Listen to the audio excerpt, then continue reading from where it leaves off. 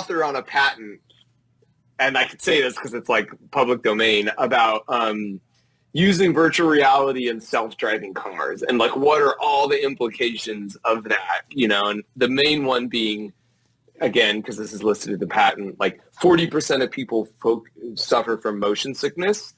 And wouldn't it be interesting if you could use virtual reality to solve that? Because motion sickness is when like basically your internal gyro doesn't match up with what your eye is seeing. So that's why if you're like in the back seat and you can't see forward, you get motion sick. You don't know what's happening. And so if you could really know exactly what the car is going to do and where it's going to turn and how it's turning, and show that to you in virtual reality, then you could potentially not get motion sickness. Because, well, when autonomous cars eventually come, we'll have all this free time, but if you get motion sick, there's nothing you can do with it. So the idea that you could strap on a virtual reality, and by the way, imagine virtual reality is like sunglasses, not these big bulky things now, but it's like a very lightweight thing you put on your head in the future.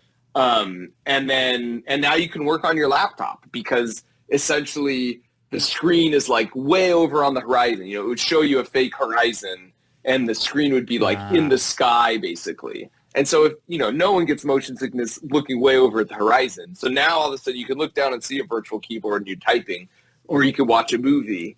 But then there's also tons of other implications that are listed in the patent of like, what does that mean for entertainment?